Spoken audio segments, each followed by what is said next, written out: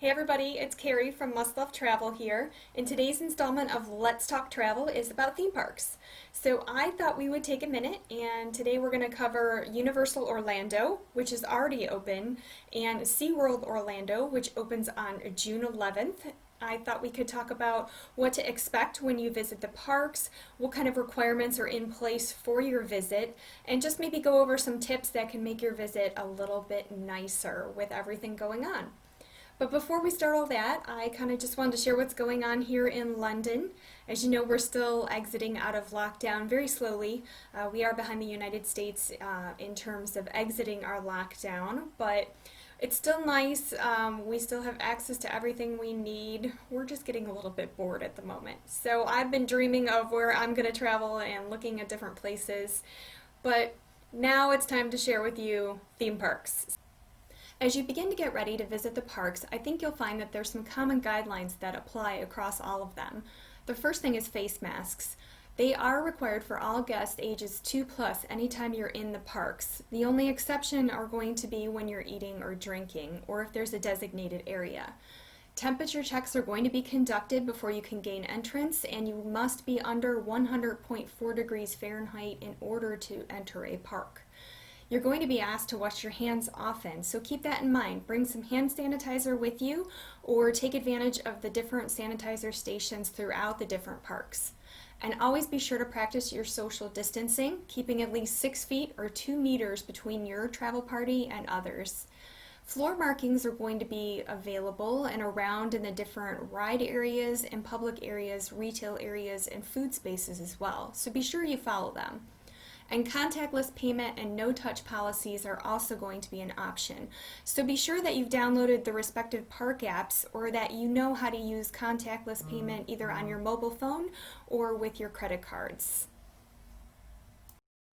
Now that we've covered some of the common guidelines that you'll find at all of the parks, let's jump into the specific parks. First up is Universal Orlando. They resumed operations on June 5th, and there are some great things going on over there. First of all, you don't need any reservation to attend the park, which is really awesome. It's one less thing to worry about, so you can go ahead and purchase tickets, purchase packages, and visit, and you don't have to worry about that advanced reservation. The next thing that is nice as well, I thought a really great touch by Universal, is something called the U-Rest designated areas. Those are going to be areas in the park where you can rest and remove your mask, so give yourself just a little bit of a break from the summer heat, because I know that can get intense, and it'll be especially nice for kids, because I know it's probably going to be tough for some of those kids to keep the masks on, but hopefully they'll be so excited to visit they won't be thinking about their mask. Another great thing to do, and this is my tip for you guys for Universal Orlando, is the VIP tours.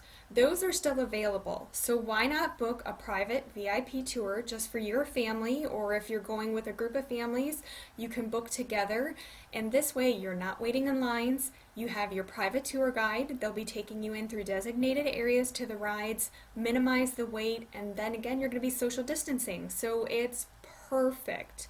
So my applause out to Universal Orlando for having that option and for not requiring reservations. I think that's making it really easy for the guests.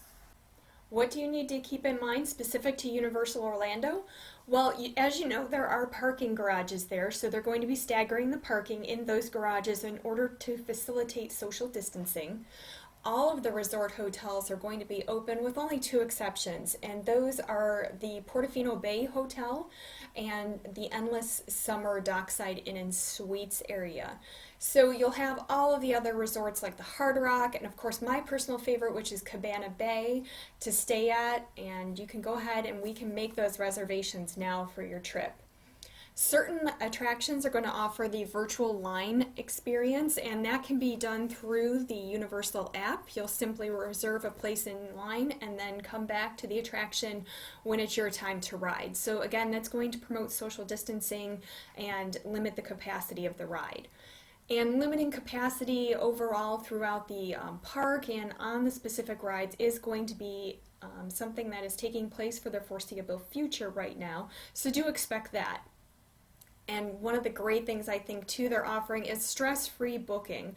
So for right now, any ticket or package purchases that you make until June 30th and travel from June 2nd until August 31st, 2020, you can go ahead and get a refund if for some reason the trip doesn't work out. You don't have to worry about booking and then possibly not being able to travel. So again, cheers to Universal Orlando for doing something like that. And as we move on, something else I already mentioned was that no advanced reservations are required to visit. The Universal Express Pass system is still in use, so you can still take advantage of the Express Pass. And photo ops with select characters will still be available. Of course, you're going to be social distancing from that character in the photo, but they are also going to let you remove your mask for a very short time in order to take advantage of the photo ops. So again, that's something that's going to be really great for the kids meeting their favorite characters there.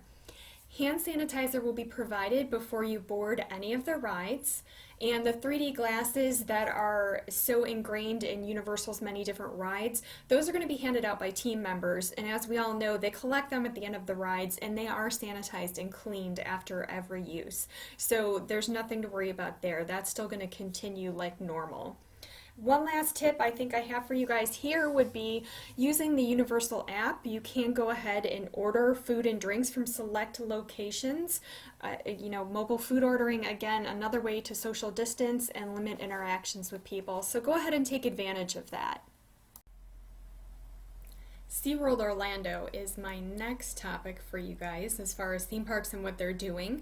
And SeaWorld really holds a close place in my heart. When I was younger and lived in Ohio, my parents used to take my brother and I to SeaWorld for Twilight Magic, which had laser light shows, and seeing the dolphins was always my favorite part, and watching the pearl divers. So I always love a visit to SeaWorld to see the dolphins, especially the dolphin nursery. It's so much fun to see the little baby dolphins over there.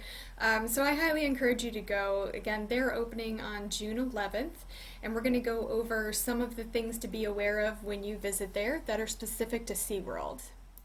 So as you know, SeaWorld Orlando, Aquatica Orlando, and Discovery Cove are opening on June 11th. All guests with existing tickets, the Fun Card, or the annual passes, you have to make an advanced reservation to visit. So do be aware of that. You'll need to bring that confirmation of the advanced reservation along with your ticket media to the park when you visit. There is going to be a reserved capacity for the pass holders and the Fun Card holders. So cheers to SeaWorld for doing something like that. That's really awesome that they're thinking of their local people who typically have the passes and that want to visit and get out and about. Children under 3 years of age do not require a ticket, nor do they require a reservation. So just keep that in mind when you're booking. If you have the little ones, you can take them for some fun and you don't have to worry about buying a ticket, nor do you have to worry about a reservation. Spacing has been increased at the touchless turnstiles. If you've been anytime recently, you'll know that you do go through a touchless turnstile, so you don't have to worry about handing someone a ticket or anything like that. And an increase in the frequency of the cleaning, the number of hand sanitizer stations throughout the park. Again, that's kind of something we've already talked about. And you'll see it there, no exceptions, just like other parks. Then moving on to the animal interactions, you're going to notice that some of them are going to be modified, and the only types of tours that are going to be available are ones that allow for social distancing. That may mean that there are certain tours or interactions that are restricted to one party at a time. For instance, what I'm thinking that's going to be would be something like the dolphin interaction.